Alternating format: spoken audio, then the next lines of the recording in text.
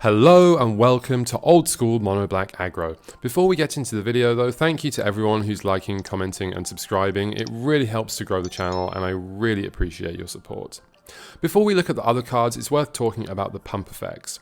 Not all of the decks will want to play these, but if you do, it will definitely influence the kind of cards you'll play, as these can really help to make smaller creatures much bigger and get in for a lot of damage. For example, if you are playing these kind of pump effects, you might want some of these 1-drops. They all have either evasion in flying or pseudo evasion in first strike, and vampire bats with an unholy strength can get in for 4 damage in the air, which is really quite a lot. In the 2-drop slot, we have 2 creatures with protection from white, Black Knight and Order of the Ebon Hand. You'll almost always want these, as protection from white is just super useful in this format. But if you're playing lots of pump effects, Urg Raiders is also really strong as well. With an unholy strength, it becomes a 4/4, which is just really big and difficult to deal with. At the 3-drop slot, we don't have too many creatures, but we do have Hypnotic Spectre, which is just an all-star card that you'll definitely want to play. Depending on the pump effects that you're playing and how aggressive you're going, you may want some bigger creatures. Jusum Jin is obviously super expensive, but a very, very good, powerful card. Sengir Vampire is also really, really strong, and there are a bunch of good artifacts you could play to help you beat down as well. If you're playing lots of smaller creatures and pump effects, you might not want too many of these. Dark Ritual can really help to speed all these plans up, and is especially useful if you are playing some of those bigger, more powerful creatures. Black has access to a lot of great creature removal. Paralyze is one of my favorites. If your deck's fast enough, it's almost 1 mana to remove a creature. Drain Life is also excellent in the late game, especially with Dark Ritual, but there really are so many different options available that are all great. Aelio Pile can be really good to get some direct damage into our opponent's face in the late game, and Ashes to Ashes can be really good if they've got lots of stuff. I like to play X points old school, which limits the most powerful cards by a point system, so you can only play 10 points worth of cards from this list. If you're not playing X points, of course you'll just play whichever good cards you have or want to play. There are a lot of different options here for how we're going to use the points. One of the ways that I really like is splashing blue for Time Walk if we're playing lots of pump effects, as that really allows our creatures to just get in for huge amounts of damage. Mishra's Factory and Demonic Tutor are amazing cards, and I really like those in basically all of the builds.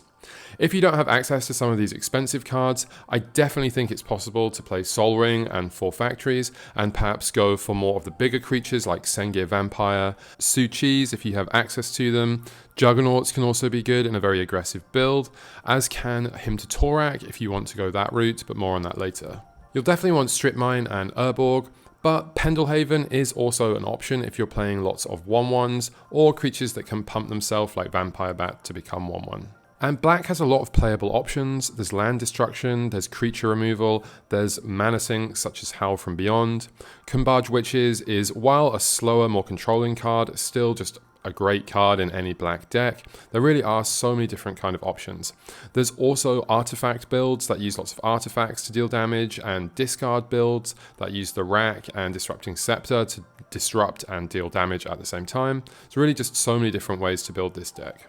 Your sideboard will vary depending on your main deck, but you'd want some maybe extra creature removal, extra cards against control or slower decks such as Winter Orb, Underworld Dreams, Gloom for against white decks, and maybe Nevinyrral's Disc for dealing with troublesome enchantments or enchantment decks.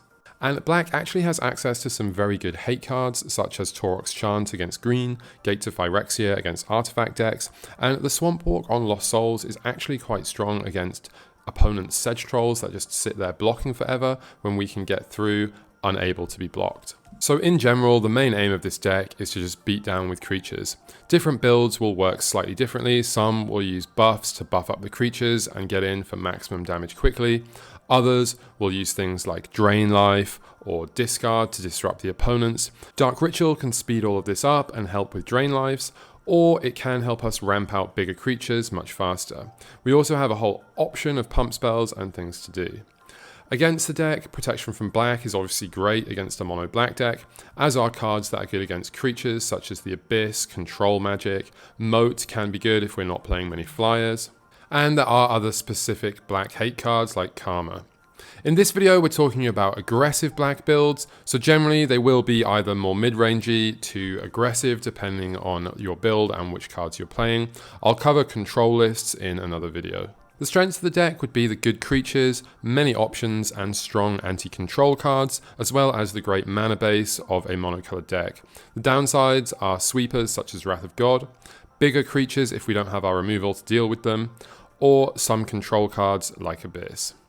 This is an example list from the X Points tournament that actually did really well. This is a discard build. And if you'd like to see another build that did really well in X Points, this is just a more standard one, but it's from before when Hymn to Torak only cost 1 point. So if you've enjoyed the video, please do subscribe. Thank you for watching and see you next time.